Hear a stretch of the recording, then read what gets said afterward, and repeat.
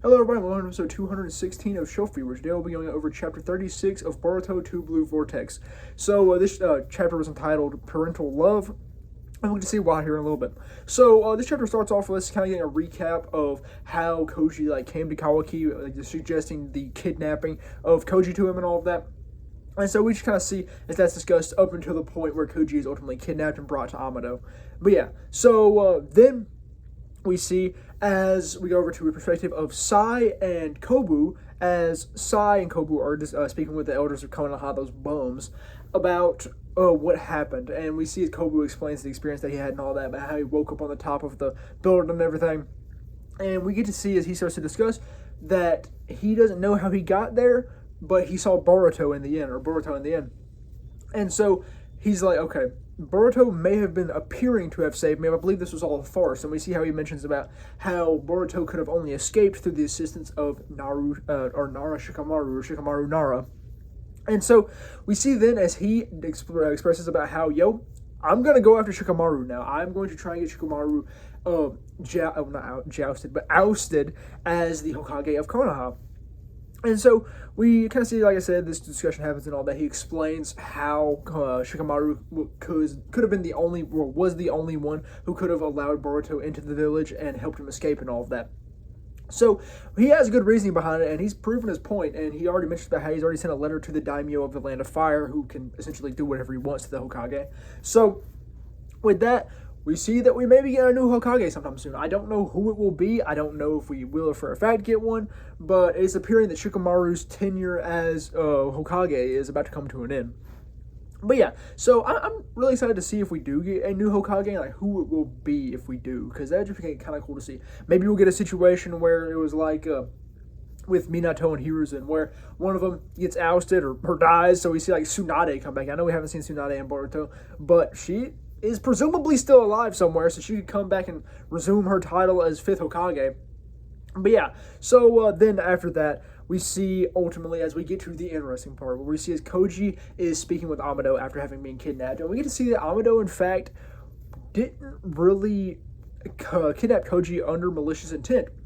We see as they get to talking, and Amado tells Koji about how he learned about his prescience 4 days ago, and how he also learned that it has a major flaw in it, and that is in the, variable nature of how his prescience occurs, how his updates occur.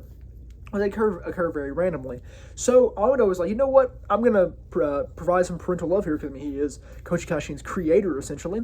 So he was like, I'm going to do this, and I'm going to help you out. I'm going to make your prescience more abundant, make them, make them occur more often.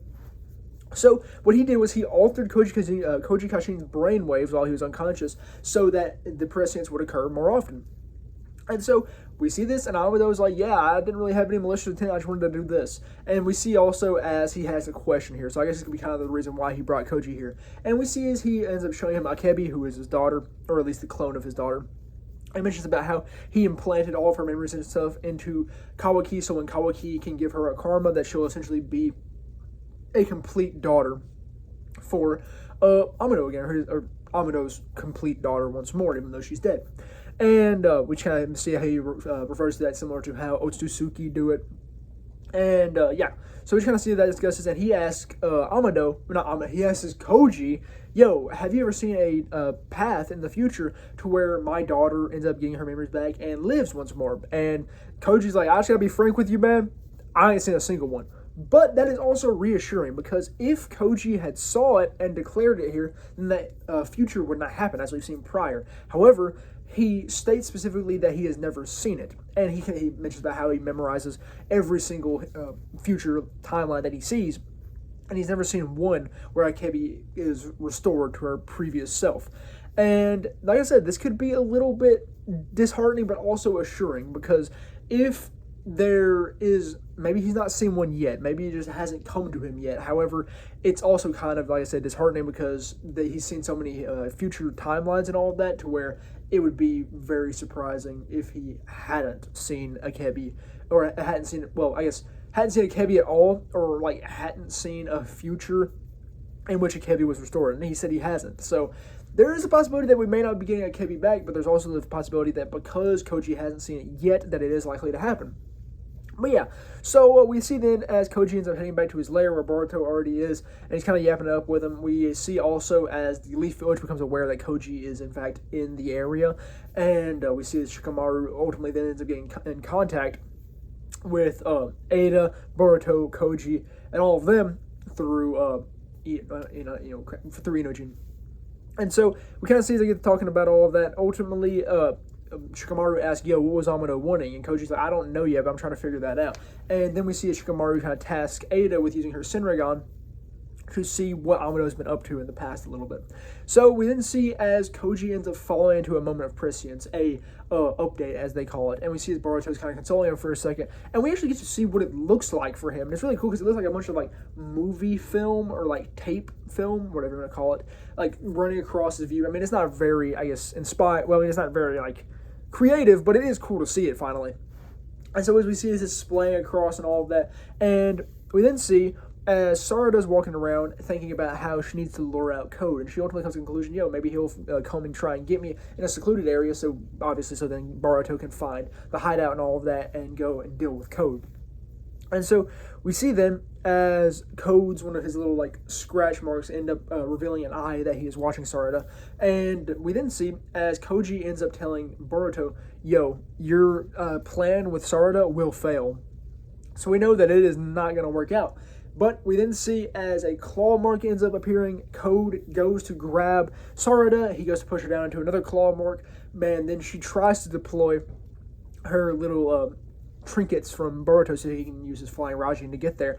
But Code ends up noticing him, taking them. And then we see as Sarada tries, and he throws them out like the ground. And then we see as Sarada tries to use her Mangekyo Sharingan, but she's unable to do it quick enough, and Code pushes her into the void.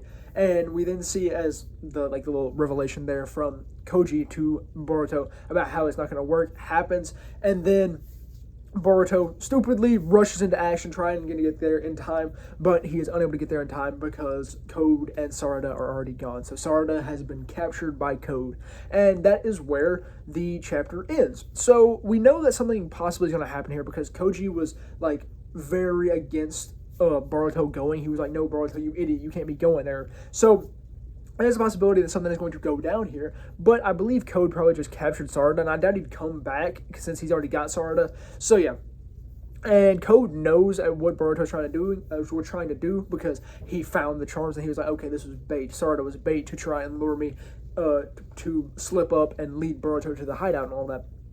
But yeah, so this chapter was really solid. We've got a lot of information. It was kind of short, honestly.